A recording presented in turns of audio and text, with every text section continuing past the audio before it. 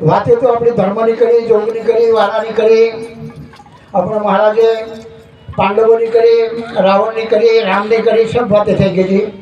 આપણી આદિવાસીમાં ધર્મ પરિવર્તન થાય એના માટે પણ વાતે થઈ. તો સબ સંતોને આજની સભામાં જેટલી વાતે થઈ એને આપણે ગ્રહણ કરો, એની વાતોને આપણે ધ્યાનમાં રાખો, એની વાતોને આપણે પાલન કરો, તો 100% આપણી આદિવાસી સમાજ આગે બઢેગા. આપને મારી રજૂઆતને પ્રાર્થના વાણિયાને એક જ વાત, સિતંબર ને દિગંબર બે જાતિ સાથે પણ એમાં ધર્મશાળા અને ધર્મને પકડીને બેઠી નાખે. આપણે કને અનાજ નથી તોડવા મળ્યું તો સોનું ને ચાંદી તોડે. લાભ પાસે 200 વર્ષ દશેરો અખાત્રીને દિવસે કેટલું સોનું ને ચાંદી વીસ્યું એનું પેપરમાં જાહેર કરે.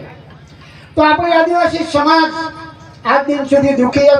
આપણું સબ બોલી રહ્યા આદિવાસી આ દેશનો વાસી, આદિવાસી ધૂળમૂળનો ધણી.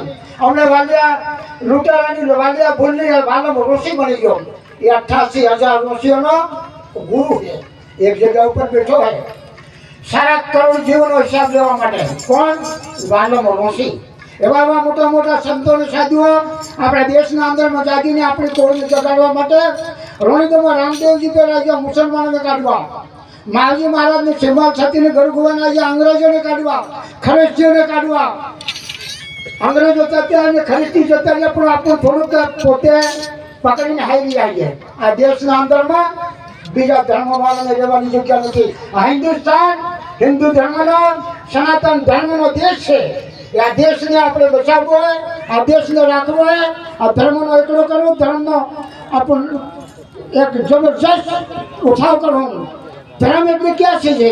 આપણી આદિવાસી સમાજમાં કોરીથી ચાલી 12 પંથ આપણી આદિવાસીને, વાણીમાં 2 પંથ, પાટીદારોમાં 1 પંથ, સ્વામિનારાયણ, ગાયત્રી પરિવારવાળા. અને આ દેશના અંદરમાં આપણી આદિવાસી સમાજને જાગીરી હમણાં મહારાજે ખૂબ કરી, ખુમચંદ મહારાજને સાનિધ્યમાં.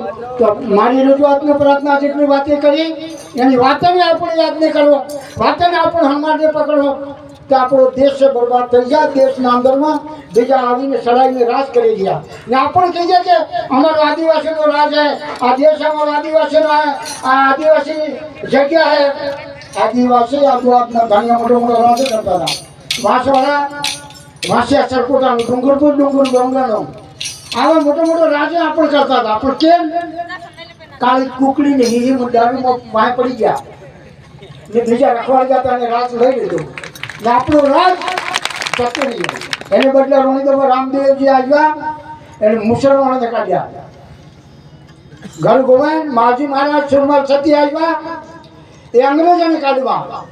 અને જ્યોતિષર મહારાજમાં ફોટો મેળેલો, એને જોત જગાડીને કીધું કે મારી આદિવાસીમાં ડાગરે ડોંગરે હીરામતી પકવતી, હીરામતી બોમ પાકે, ગામડે ઘેર ઘેર પાણી આવ્યું તો પાણી આવી ગયું. સબ સંતોને મારી રજૂઆત, આ બાણને ધનુષ રામ આલી ની જા, બાણને ધનુષ પાંડવ આલી ની જા, આ મહાવીર મુરલી કૃષ્ણ ભગવાન આલી ની જા. જેટલા રાજા આપણી હાથે છે. જય શ્રી રામ, જય શ્રી રામ. આપણી કાઢવાની જરૂર. દીકરીનો પૈસો ને લઈ જાવ કે બધા હાથ ઓછો કરો, કયો ઓછો બધા નહીં કરી જાય. બોલો જગદંબે માતા કી જય. જય શ્રી રામ, જય શ્રી રામ. ડીજે ને વગાડજે એવો ખરા આંગણો છે. જય શ્રી રામ. આપણે સંતે વાત કરી અને આપણે બધા પાડવાની આંગળી ઓછી કરો. જય શ્રી રામ. આપણા દેશનો બચાવ થવો જોઈએ. ખરા આંગળી ઓછી. જય શ્રી રામ. આ દેશમાં આદિવાસીનો એકલો થવો જોઈએ. જય શ્રી રામ. 12 પંથનો એકલો થવો જોઈએ. જય શ્રી રામ. બાળકોને ભાગીને આદિવાસી બનવા જોઈએ. જય શ્રી રામ. બીજા દિવસે આ દેશ છોડીને જતા રહેવા જોઈએ. જય શ્રી રામ. માતા શક્તિની શાખ થકી, જય શ્રી રામ. હનુમાન જોદાની શાખ થકી, જય શ્રી રામ. ભગવાન મહારાજની શાખ થકી, જય શ્રી રામ. કિશન ભગવાનની શાખ થકી, જય શ્રી રામ. હનુમાન જોદાની શાખ થકી જય શ્રી રામ. ભારત દેશમાં આદિવાસી જય જાગી જવો જોઈએ. જય આદિવાસીનો એકલો થવો જોઈએ. સબ સંતો સાધુઓ, મારી માતા બહેનો, હું આજે નહીં આવું એવું વાત કરી હતી અમારા નારુ મહારાજને, પણ નારુ મહારાજે કહી દીધું કે આપણે આવવું પડે અમારા દેશના અંદરમાં, અમારા એમપી રાજ્યના અંદરમાં વાડોદરથી કાનગર મહારાજ આવે એટલે સબ સંતોને મારી ખૂબ પ્રેમથી જય ગુરુ માલિકને જય ગુરુ માલિક.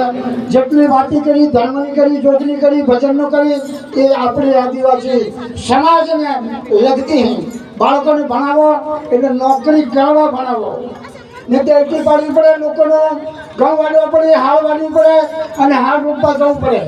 બીજી વાત, ખેતી કરો એટલે તબલું ભરે એમ કરીને ખેતી કરો. ભક્તિ ગુરુ ગોવિંદની ભવિષ્યવાણી, રામદેવજીની ભવિષ્યવાણી, મોટું મોટું સંતોની એવા 118 સંતોની ભવિષ્યવાણી જાહેર થઈ છે. આપણા સમાજના અંદરમાં આપણો એકલો થઈ જાય, બીજાનું તાંબીને જોવાની જગ્યા નથી. બોલો સદગુરુ જય જય સિયારામ. જય